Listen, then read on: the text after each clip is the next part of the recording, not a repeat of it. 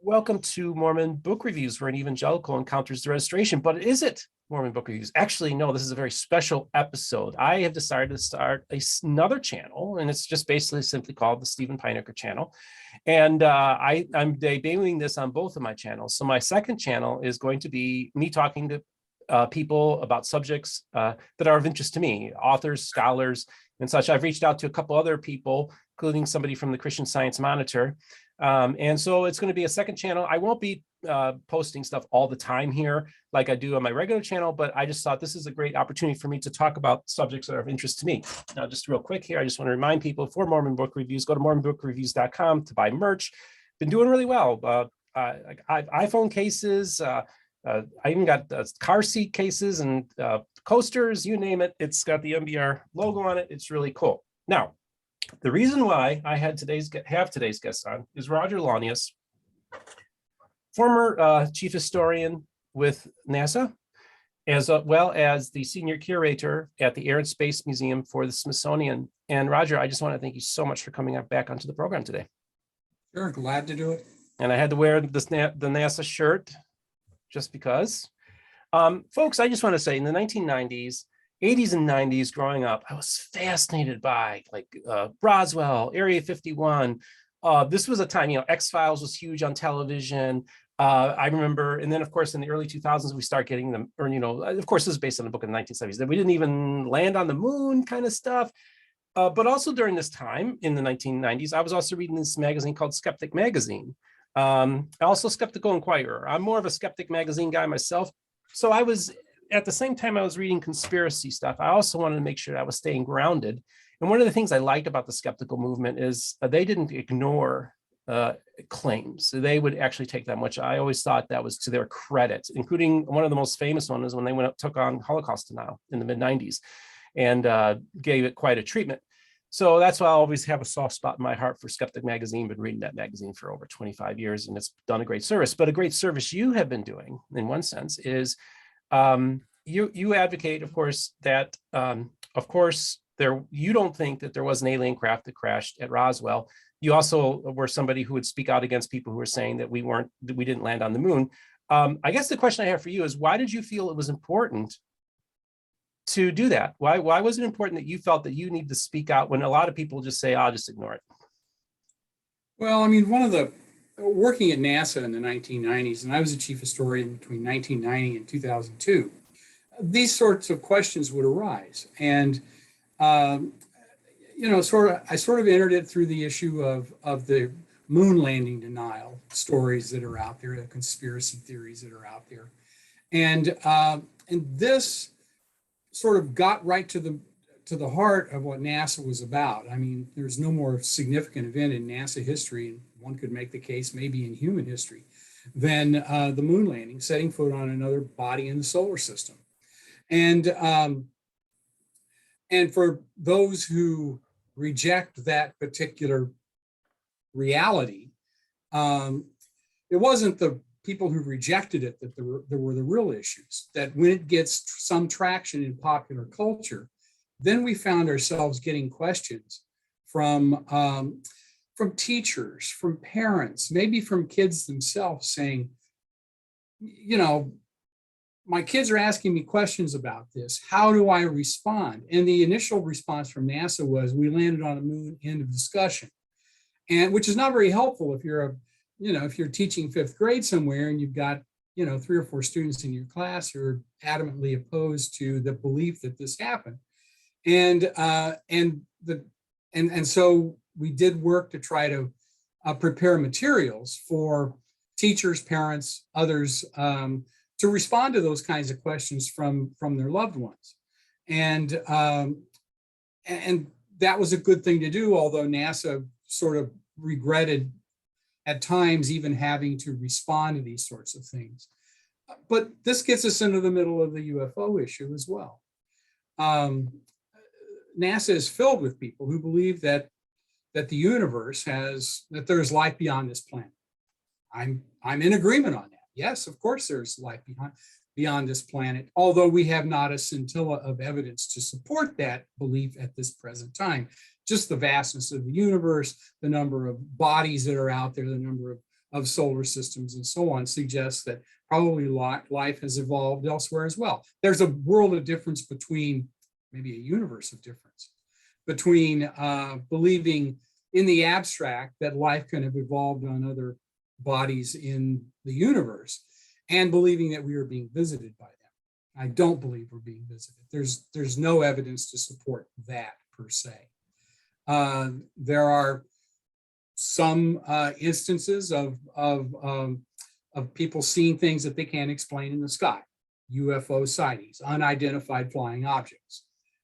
That says nothing about whether or not they're extraterrestrial in origin, but and some of them are not explainable. We just don't have the evidence to show what they are. But that's a very, very tiny percentage of the number of encounters like that. And then there are those who, for a variety of reasons, concoct stories, make things up, create conspiracies, do it for whatever thing that satisfies their particular needs at their particular time. And so that led us into, when we're asked the same question about these, potentially alien visitations, UFOs and so forth, responding to that as well. When I moved from NASA to the Smithsonian Institution's National Air and Space Museum, the same sorts of questions arose there. And I was sort of the resident expert because I'd been dealing with this at NASA. So consequently, whenever those kinds of issues arose, I was typically the person who was asked to respond. And for a number of years at the Smithsonian, at the National Air and Space Museum, I gave a lecture about this time of year, every year, to the general public about the Roswell incident. And that's how all of this began. It's so fascinating to me because basically yesterday I posted on the UFOs subreddit that I was going to be talking. I didn't give your name, but I was going to be talking to you. And it's exploded. It's gotten tons of response, hundreds of upvotes, and it's amazing to me. I forgot how big of a deal this is, and I want to thank the UFOs subreddit for letting me post. And they have asked me to post this video, this interview on their subreddit, so I will honor that request and do that. And I will try to get to some questions that were tossed at me from the group. Now, my phone's still dinging from questions, so I can't get to all of them, but I'm going to try to at least ask a few questions. So basically, folks, Roger has a slide presentation. Now, we ran into some technical issues, so if I'm going to be doing the screen share, if we run into problems, it's just, this is the world we live in. Be patient. Was there anything that you wanted to say before we started on the slideshow?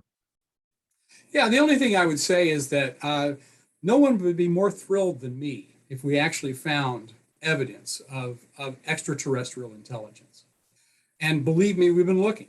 The SETI Institute has been engaged in these sorts of activities. There's worldwide activities to try to detect that sort of thing. NASA has been involved in this in a variety of ways as well. And those of us who would be thrilled with it, and believe me, there are thousands of people inside the NASA scientific community who would like to find that evidence, just we don't have it yet. And until we do, we can't say otherwise. Yeah, I just have to ask a quick question. So in the 90s, I read a few books about the face on Mars. And sure. Yeah, I think it was Richard Hoagland wrote a book. Right. Did you ever have any interactions with him? I never had any interactions with Richard Hoagland. I'm certainly familiar with his theories. And for those who aren't aware of it, there were some images from the Viking orbiters, not the landers, that went to Mars in 1976. And one of those images, and only one, that was taken of the surface, showed something that looked a little bit like a human face with a helmet on that was sort of facing upward. And there were many people, many at NASA, who were excited by this. With more analysis, though, they quickly realized that it was lights and shadows and nothing more. Later on, there has been additional visual imagery that's been taken of that same area, and it has confirmed that it was lights and shadows on the surface of a mountain hill, really, and there was nothing there. Would that were not the case, but unfortunately it is. There's no evidence that we have found of any kind of intelligent life, and really no evidence of life at all, although there are many people who believe that there may well still, and we may yet find microbial or other types of life on Mars, but more likely under the surface of Mars if it exists at all. Yeah, and it reminds me of in the 90s, I go to the north side of Chicago to an esoteric bookstore to meet Graham Hancock when he wrote his book about the face on Mars as well. I don't know, I find the subject very interesting. For those of you who are really, really into this stuff, you're going to probably go to me and say, you didn't ask the right questions. And that's because it's been 20 something years since I really delved into this. So I apologize if I'm not as in depth in this and as knowledgeable as you are, but I'm going to give it my best try. So here, I'm going to do the share screen. Let's see here. Okay. Do you see it? Yeah, it's up. Okay, Roger. So why don't you share? All right. So let me just talk through this a little bit. Sort of the beginning point of the Roswell story takes place around Mount Rainier on the 24th of June, and the public version or the public instance of this, when a private pilot by the name of Kenneth Arnold claimed to have seen. He didn't necessarily refer to them as flying saucers. That term gets coined almost immediately, but he's saucer shaped is sort of what he said, and he couldn't explain what these were, and he reported it as pilots have done in other instances as well when they've seen something that they can't explain, and this set off a craze in the U.S., but literally it spilled around the world very quickly thereafter of people seeing things that they could not identify in the sky. And that's not surprising necessarily, that you don't immediately identify stuff that you see all the time. And now there's a sort of a heightened sense of this, a heightened awareness of it. And it's taking place in the context of the Cold War environment, which is very quickly taking drastic turns. While the United States and the Soviet Union had been allies during World War II, they had become very quickly after the war at loggerheads over all kinds of issues associated with the defeated Germany, what was going to happen to that particular nation state. And ultimately, we ended up carving it up into occupation zones, did the same thing in Berlin, setting off some 40 years of controversy and two diametrically opposed political and economic systems that are really having a lot of difficulty associated with each other. And we're less than a year away from the Berlin blockade in 1948-49. And the American effort with the Berlin airlift to relieve Berlin when it was cut off from the outside world. And this situation of desperation in the aftermath of World War II, I would suggest, was part of the reason why we are now seeing in 1947-48 these sort of events, and we view them with trepidation because of this crisis atmosphere that exists in the Cold War. And most of the viewers of this are probably aware the atomic bomb was developed by the Americans during World War II and used with devastating consequences in Hiroshima and Nagasaki in 1945 and ending World War II. The Americans have the bomb, and make no mistake about it, they were prepared to use it if necessary. Everybody in the world knew that. And the Soviet Union was working on its own bomb. And there was great concern about that as well. Ultimately, in 1949, they were able to explode their first atomic weapon. And this Cold War environment, I would contend, was one of the reasons why this became a trigger. Now, Kenneth Arnold's story gets better over time. Within a year, he's writing stories in Fate magazine, which is sort of a tabloid. It does all kinds of stuff. You can see the cover from a 1948, spring 1948 magazine. His story is featured on the cover. He writes a story about it. There's other stories in there about how invisible people are walking among us on Earth and all kinds of other things. So it's a tabloid that sort of exploits a lot of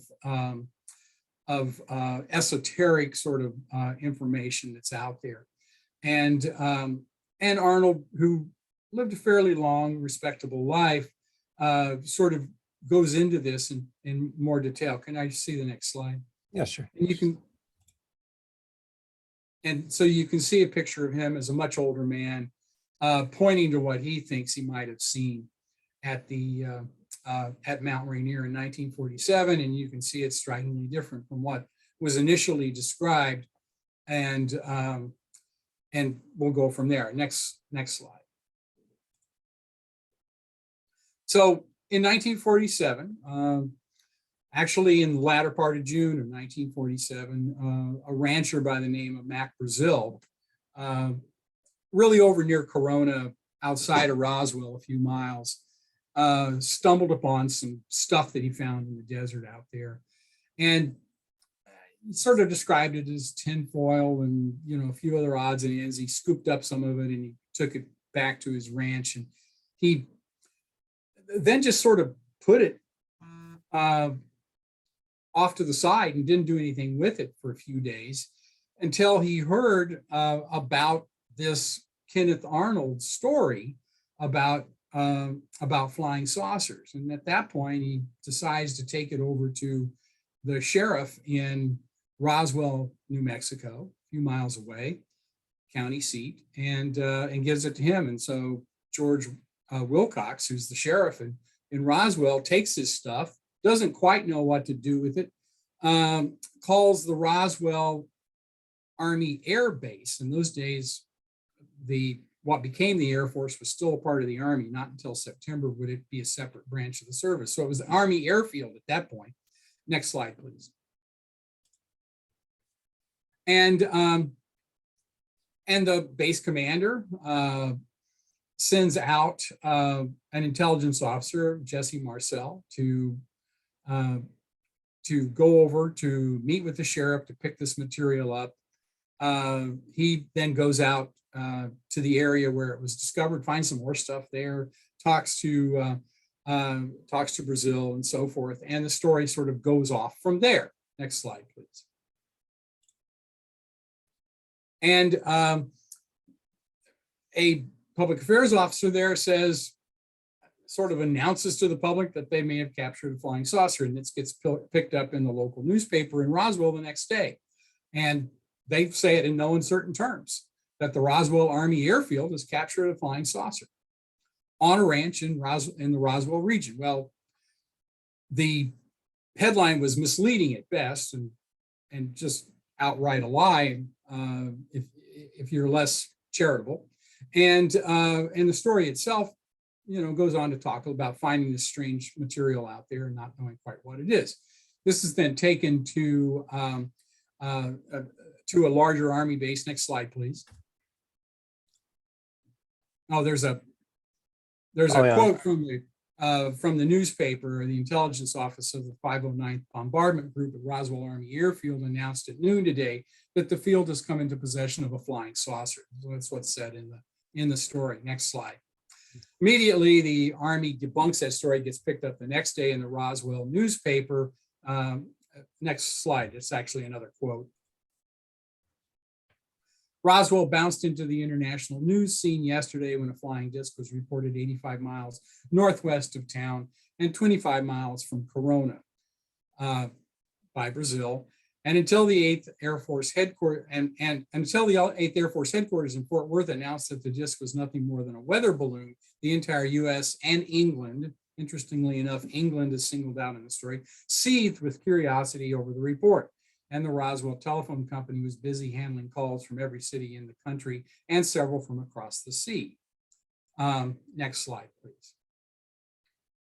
So this goes then to a higher level headquarters, and the newspaper again tells that particular story. Hit the slide, there's another quote. An examination by the Army revealed last night the mysterious objects found on a lonely New Mexico ranch was a harmless high-altitude weather balloon, not a grounded flying disc.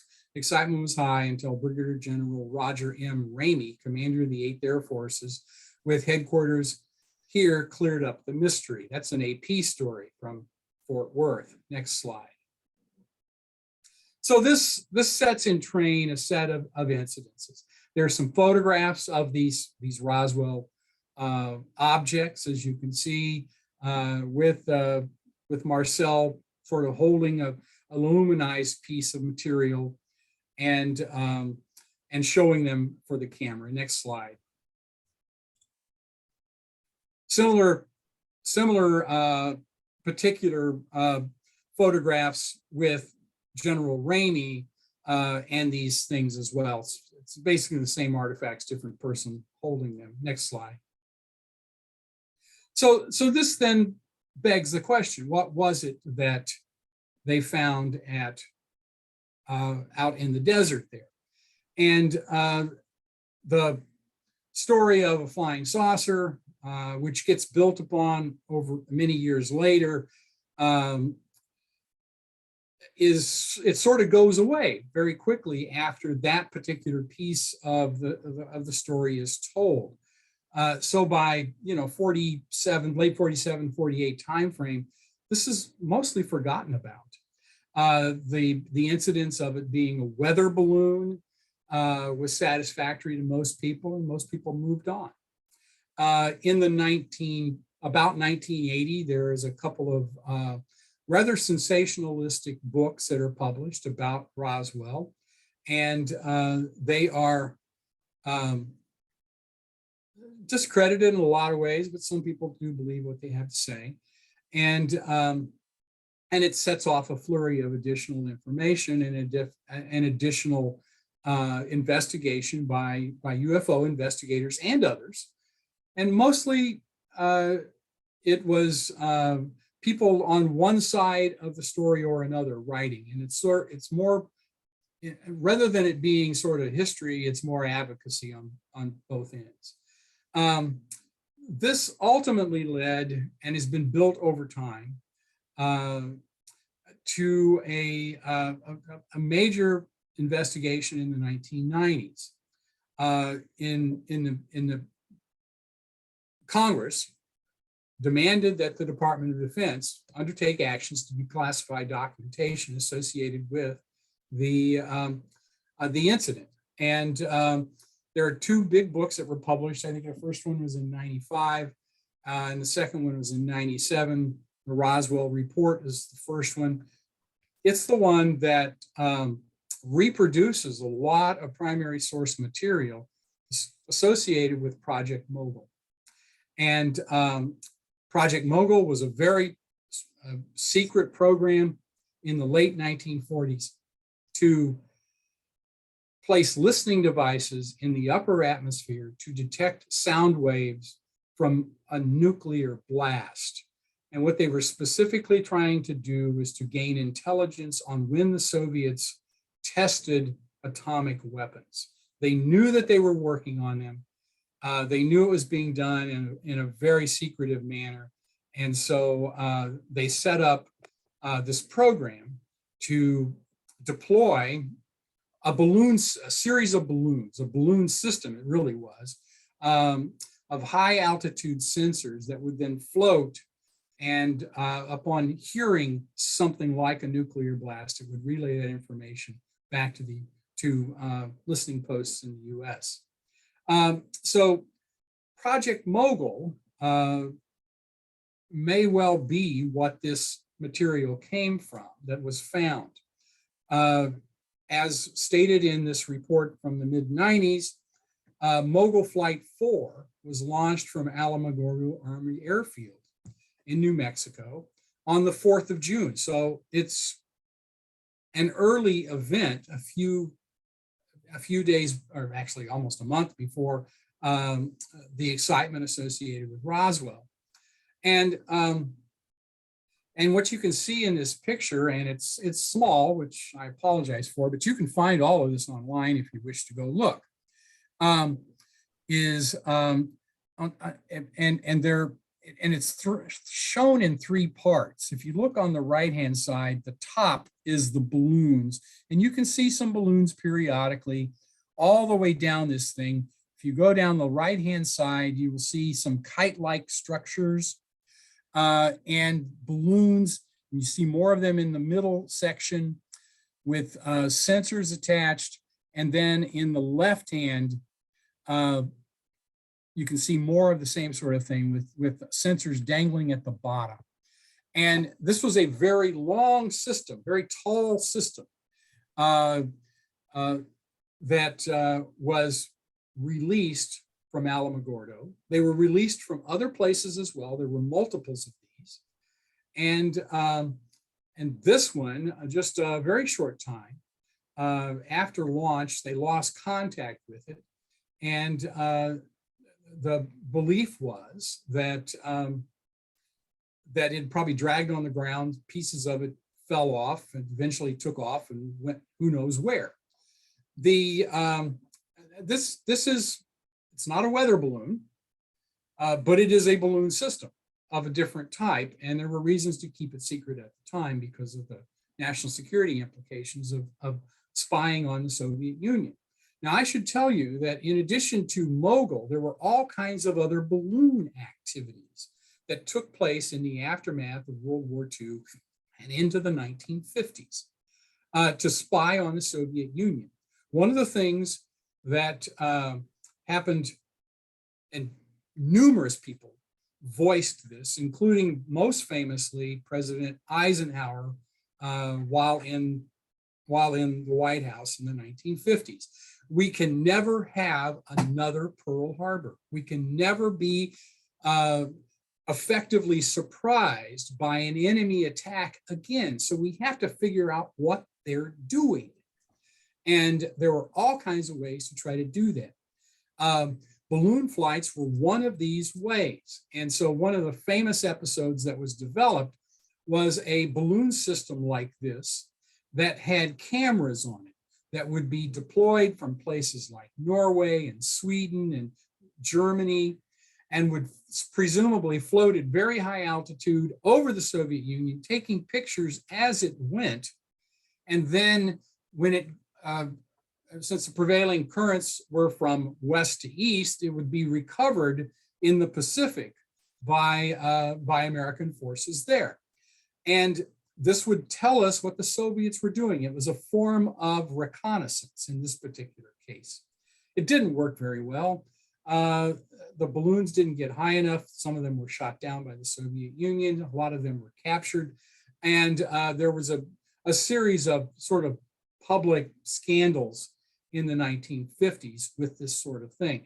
This led the Department of Defense to develop specialized reconnaissance aircraft. The U-2 was the first one of those airplanes built, beginning its operational flights in 1955 and still flying today. And the SR-71, which was developed a little bit later, a Mach 3 very high altitude airplane, a terrific reconnaissance aircraft that was very hard to keep flying, actually got retired in the 1990s, first part of the 21st century. And then, of course, reconnaissance satellites, which has been the dominant way in which we've gotten imagery from potential adversaries ever since. So this was all part of a larger system of surveillance that was being developed by the United States. Now, the Soviets were doing things too, but in this particular case, Mogul was a part of this, and it had a very specific set of objectives. We want to find out what the Russians are doing with nuclear weapons. So that is Mogul. That seems to be the best evidence we have of an explanation that makes sense from my perspective. Okay. Next slide, please.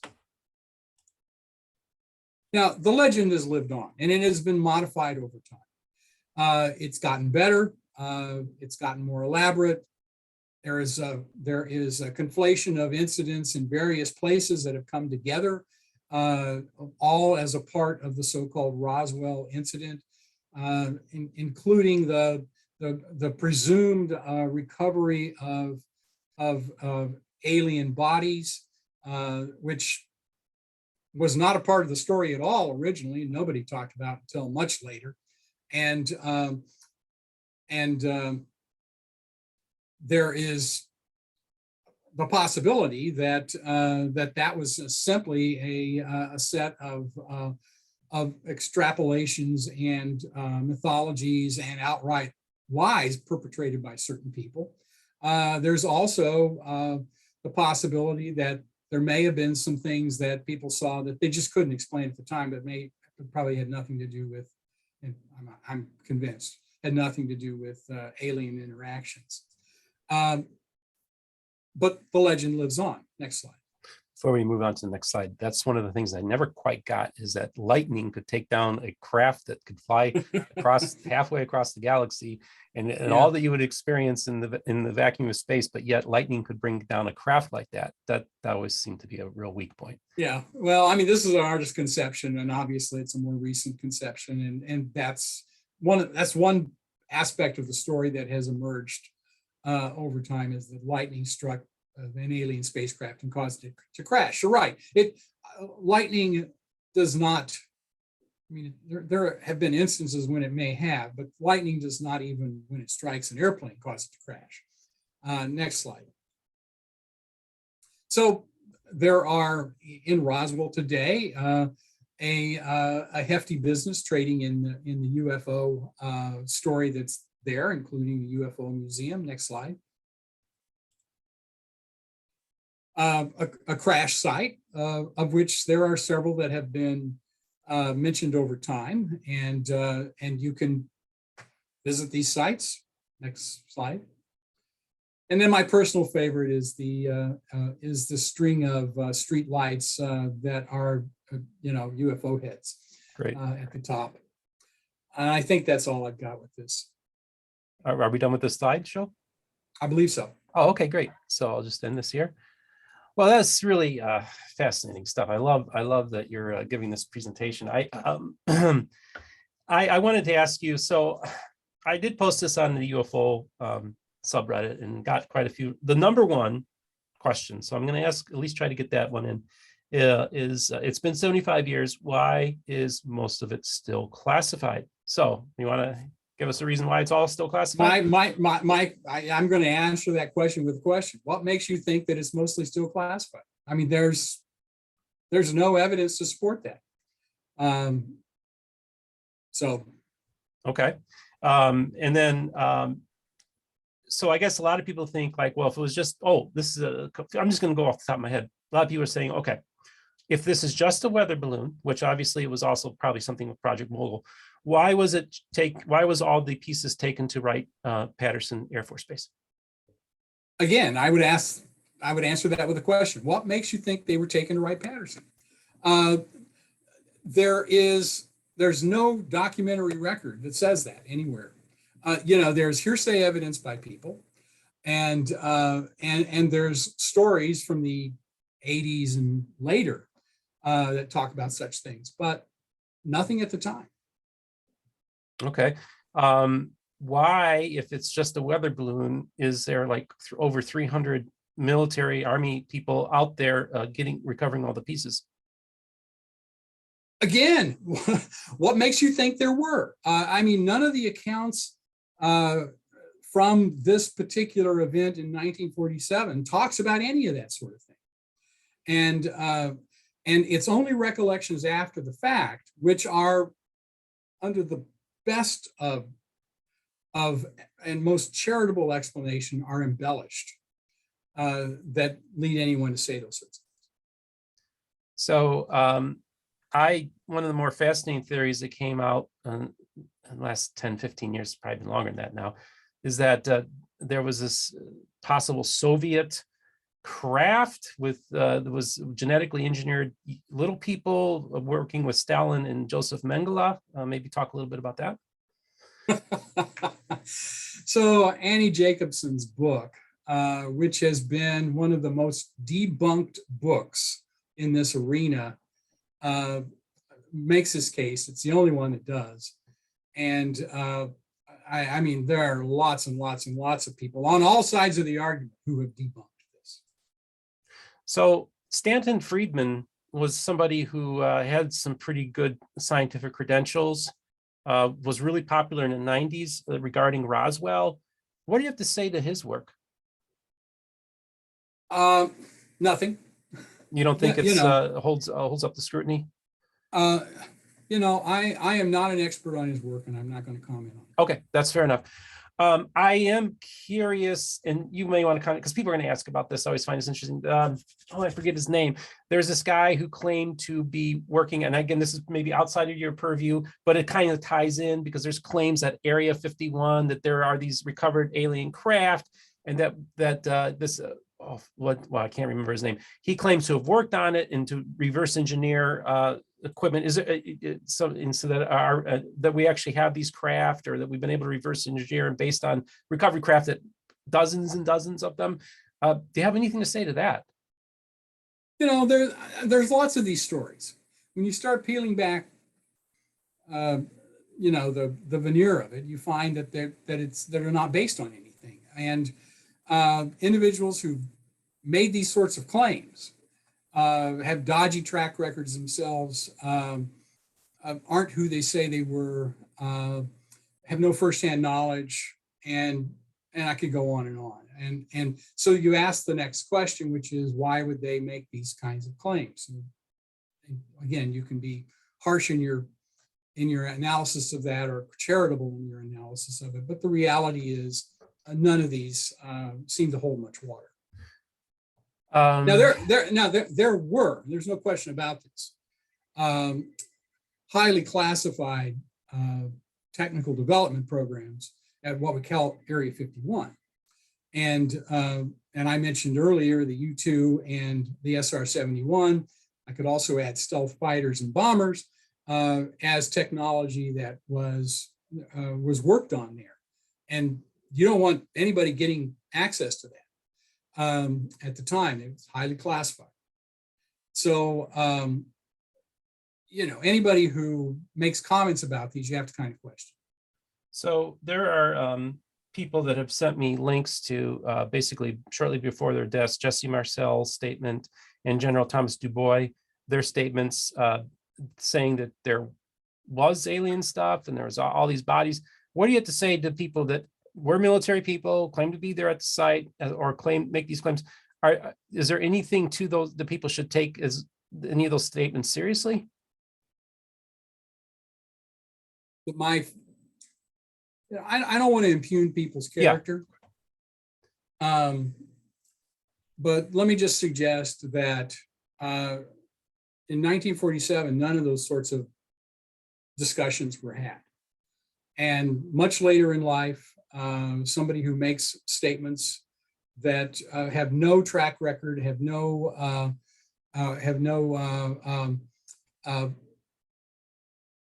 earlier renditions of them, you sort of have to wonder about. They came out of nowhere, late in life. What are they trying to accomplish? So I remember another book that came out written by Jerome Corsi, who made claims about Area 51.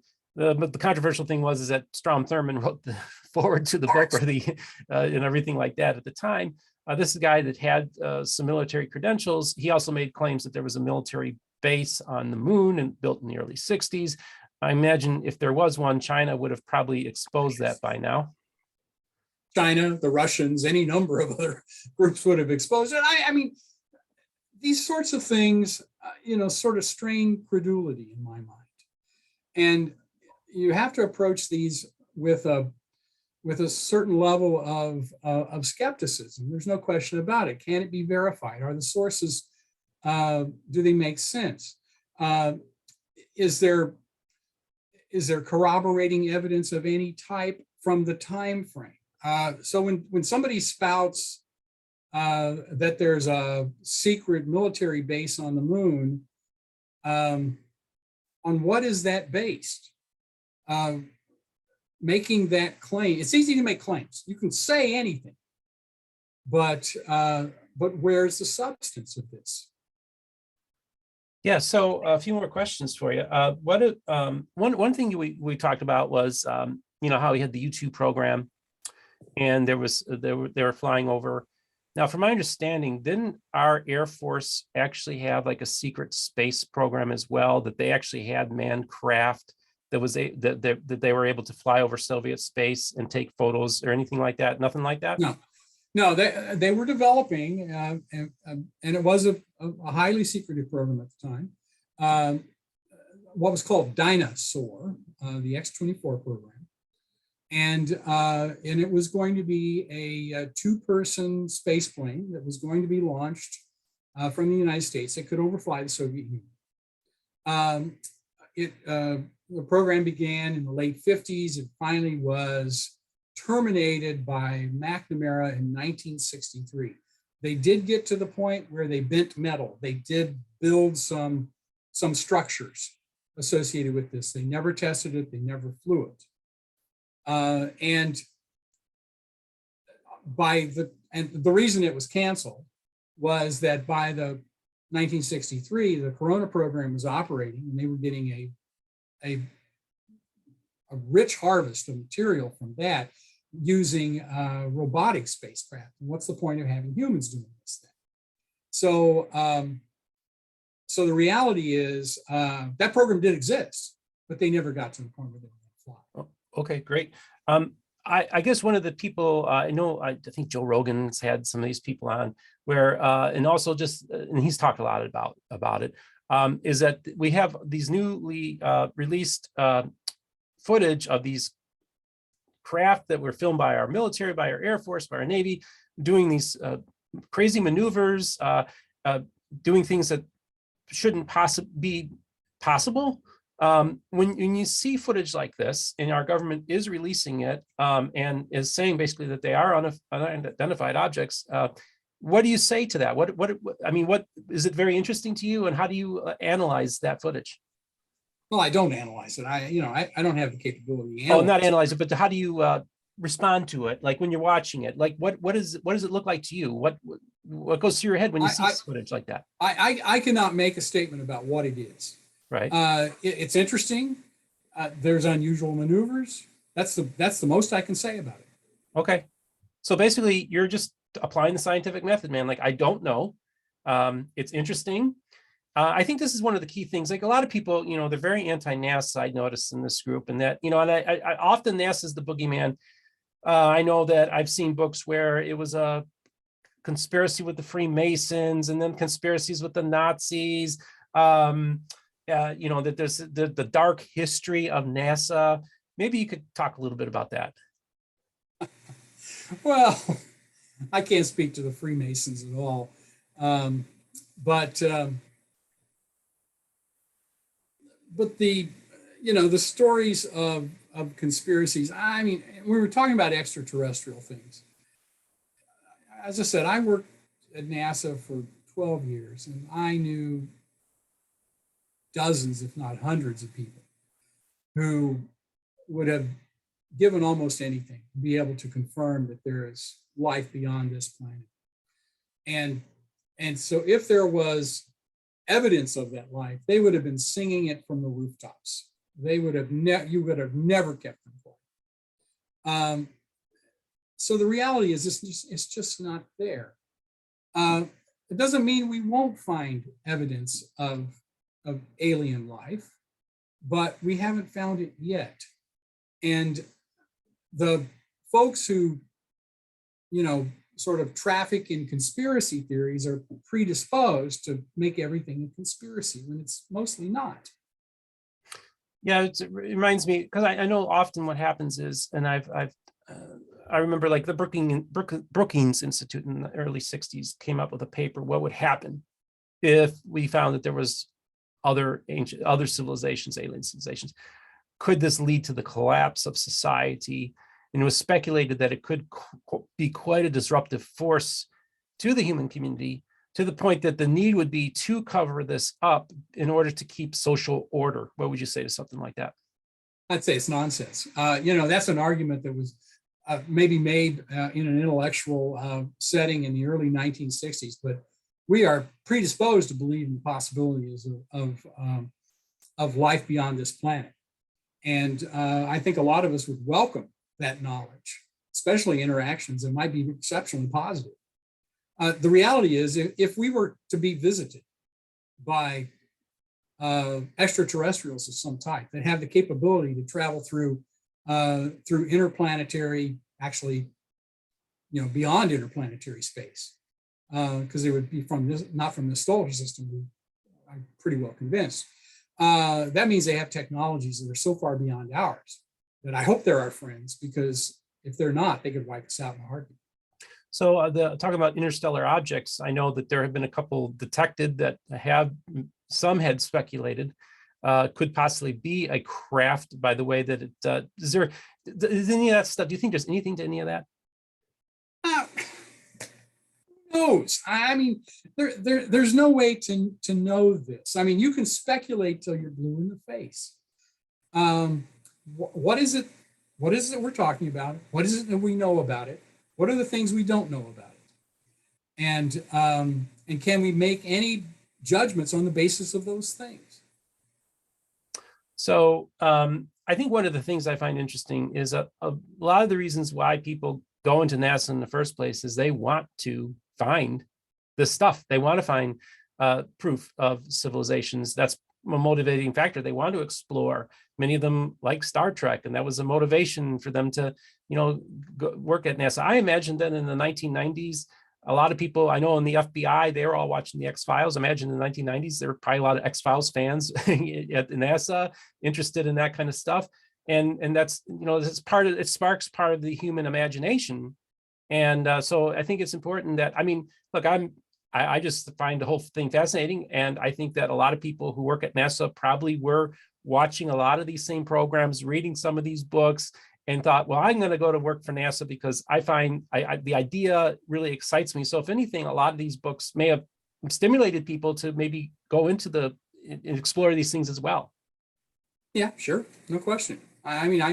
There's a broad interest in science fiction among those who are associated with NASA. And especially when we're talking about sort of positive interaction, like you see on a Star Trek, for instance. That's something that's been very, very much a part of what a lot of people have incorporated into their backgrounds. And inspiration is a big factor. There's no question. And these kinds of possibilities do excite individuals.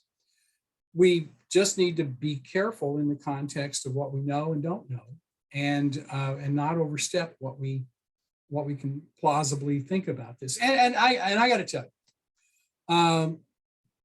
you, some of this stuff, and the X-Files is an example of this.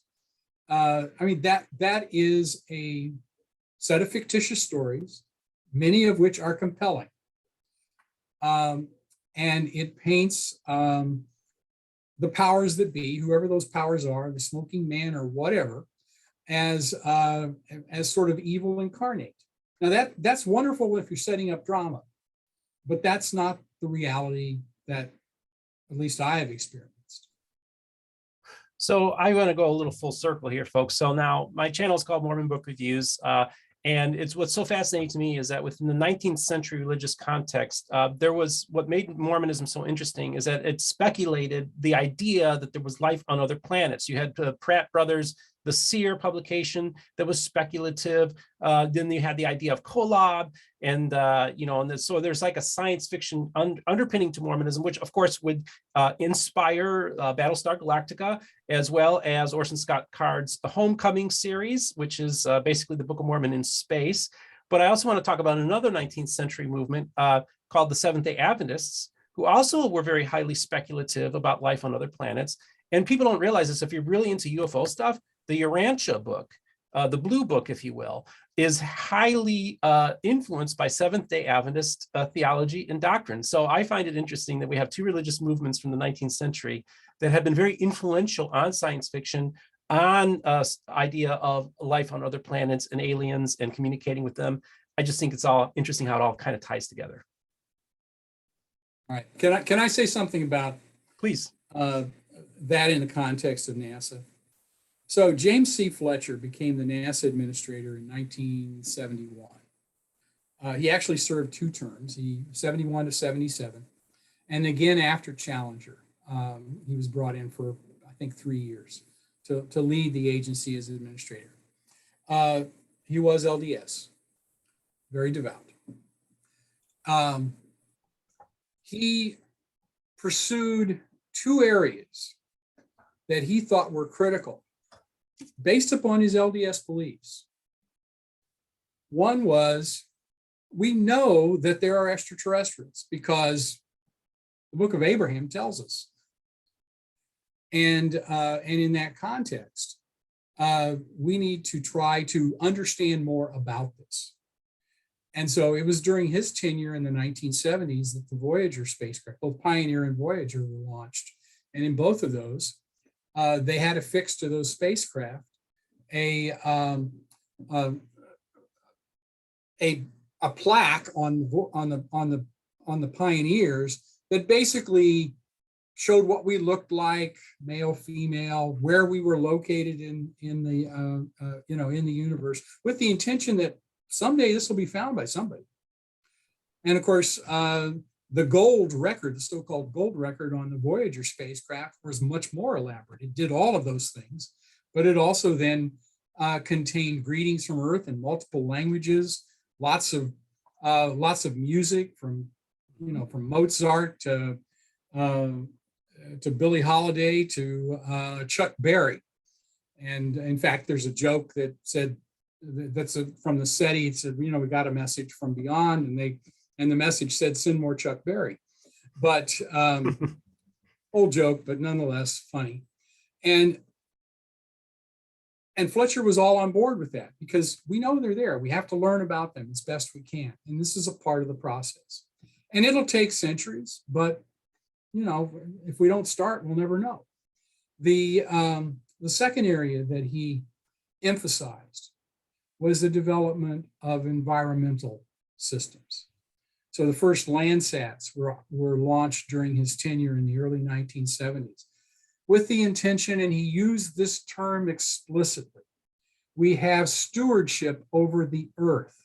We must preserve it and make it useful for our successors for centuries to come. And that is straight out of Mormonism. Mm-hmm. So, in my mind, that Mormon belief system really positively influenced some things that have become significant advances. Well, I want to thank you so much for sharing that, because I think that actually ties everything in so perfectly from both my channels, and we were able to discuss that. And I just find the whole topic, so those of you who are watching who don't know anything about Mormonism, this might pique your interest because there's a lot of interesting stuff within the world of Mormonism. And just so you know, you're affiliated with the Community of Christ, which is, you wrote the book about Joseph Smith III, your founding prophet. Great book. If you want to when I was on Mormon Stories with John DeLynn, I listed heroes of Mormonism, and one of the people that I listed was Joseph Smith III. A remarkable man, remarkable book. I read this book 15 years ago and reread it last year for a book club with the Community of Christ. It's fascinating stuff. So I'll leave a link in the description for you to purchase that book as well. I want to thank you so much for taking your time to come on my program. It really meant a lot to me when you came on the first time to talk about Joseph Smith III.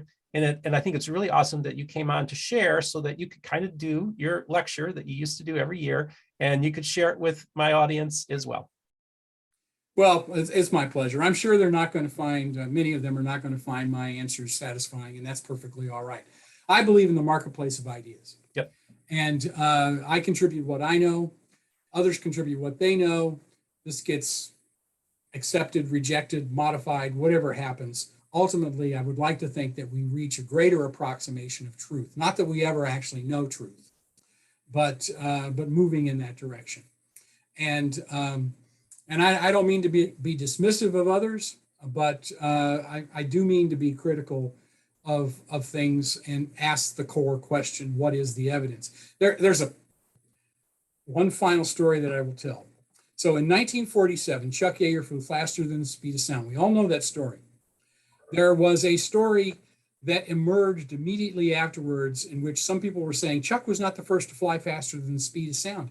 The test pilot for North American Aviation, a fellow by the name of Wheaties Welch, actually dove an F-86 and reached supersonic speeds. And when confronted with that particular story, the project manager for the X-1 program that Chuck Yeager had flown faster than the speed of sound, said to these folks, show me the data. Where is the recorded information, evidence to support this idea? Until you can show me the data, I'm not going to believe you. And by the way, in that particular instance, we're still waiting. I would contend that the same question and the same statement is valid in any context associated with conspiracy theories. So folks, for those of you, I put this on Reddit. I apologize if I didn't ask all the questions the right way, and I'm sure there's all your things. Now leave your comments and just leave your comments on the video. I'm interested in the subject. I think it's really important to have conversations. It's important for Roger to come on and give his perspective on this based on just the science and where does it lead you, where do the facts lead you, where does the data lead you, and then make your assessments, accordingly based on what the information and evidence that we have. I want to thank you again for coming on. I hope that you, and this is the other thing too, Roger. I'm a baseball guy, so I think at some point we're going to have to come on and do a special baseball episode. Perhaps we could talk about good old Charlie O'Finley. That would be a possibility. Or how about this guy? Oh, Stan the Man. Yeah, that was my dad's favorite baseball player, by the way, growing up. And I'm a Cubs fan, so I have to, Ooh, okay. All right, Roger. Well, thank you so much for coming on the program. Just a reminder, don't forget to like and subscribe and hit the notification button for when a new episode comes out. We are now on all the major podcast formats, including Apple Podcasts, Google Podcasts. About a quarter of my audience is now listening to the program through the podcast format as well. I want to thank you. I also want to thank my Patreons as well as my supporters on PayPal who are financially underwriting the program. If you're interested in supporting this program, it'd be great. Every bit helps. And also, if you want to purchase on the merch store, that's great too.